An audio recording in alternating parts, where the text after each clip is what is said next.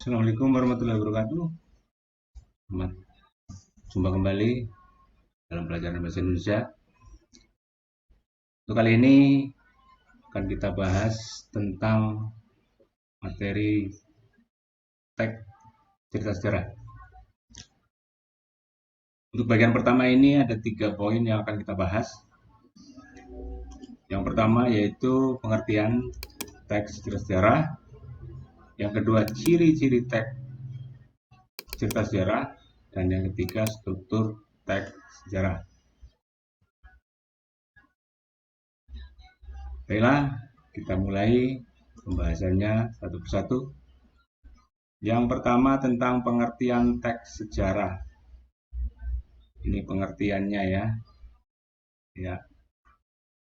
Pengertiannya teks cerita sejarah adalah teks yang menjelaskan dan menceritakan tentang fakta dan kejadian masa lalu yang menjadi dasar latar belakang terjadinya sesuatu yang mempunyai nilai sejarah. Atau bisa didefinisikan lain, yaitu teks cerita sejarah berdasarkan catatan peristiwa masa lampau dikembangkan berdasarkan bukti-bukti yang ditemukan yang nantinya menjadi teks kenyataan sejarah. Kenapa? Karena semuanya berisi fakta. Ya, isi fakta.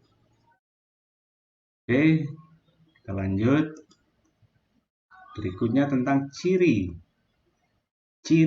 teks cerita sejarah. Nah, ini ciri-cirinya. Yang pertama, disajikan secara kronologis atau urutan peristiwa atau urutan kejadian. Jadi ada urutannya. Kemudian selanjutnya bentuk teksnya merupakan cerita ulang. Yang ketiga, strukturnya. Ini ada orientasi, ada urutan peristiwa, ada reorientasi. Itu strukturnya. Kemudian yang keempat, sering menggunakan konjungsi temporal. Nah ini, konjungsi temporal. Bagaimana tentang konjungsi temporal? Apa itu konjungsi temporal? Contohnya bagaimana? Nanti kita bahas. Itu kalau temporal biasanya berkaitan dengan waktu. Nah, itu. Kemudian yang kelima, isinya berupa fakta. Nah, di atas tadi sudah disampaikan di sebuah fakta cerita sejarah. Kemudian, nah ini yang penting, strukturnya tadi sudah disampaikan di depan. Strukturnya ada 3 tadi. Ya. Kita bahas satu persatu. Yang pertama, orientasi. Itu berisi tentang pengenalan atau pembukaan teks cerita sejarah. Biasanya berisi mengenai penjelasan singkat dari suatu peristiwa yang akan diceritakan. Cerita singkatnya. Nah, ini penjelasan singkat. Ya, itu masuk ke orientasi, biasanya di paragraf awal. Kemudian yang kedua, insiden atau urutan kejadian atau kronologi tadi ya di depan dan disampaikan ya. Pada bagian ini berisi mengenai rekaman peristiwa sejarah yang terjadi yang disampaikan menurut urutan kejadian. Ini yang paling penting di sini. Nih. Dari awal kejadian hingga sampai pada akhir kejadian. Nah, itu. Jadi dari cerita awal sampai cerita akhir.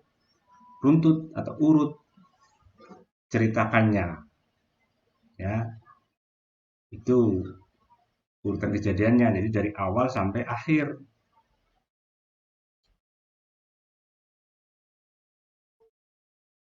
Bagian ini merupakan bagian pokok isi teks cerita sejarah. Biasanya ditulis secara rinci, mendetail, supaya orang paham membacanya, kan ceritakan dari awal sampai akhir. Kemudian yang ketiga itu reorientasi. Biasanya pada bagian ini berisi mengenai komentar pribadi dari si penulis. Jadi yang membuat cerita sejarah itu berkomentar di paragraf akhir atau di penutupnya. Biasanya kan. Tapi, namun ada juga beberapa teks cerita sejarah yang tidak menambahkan bagian penutup ini. Jadi penulis cerita sejarah itu tidak memberikan komentar. Ya boleh-boleh saja. Nah ini, itu sah-sah saja karena bagian ini hanya sebagai opsi atau pilihan saja. Pilihan yang bagaimana? Mau memberi komentar atau tidak? Nah itu pilihannya. Berkomentar atau tidak? Nah itu. Kalau berkomentar berarti masuklah reorientasi. Kalau tidak berkomentar berarti tidak ada reorientasi.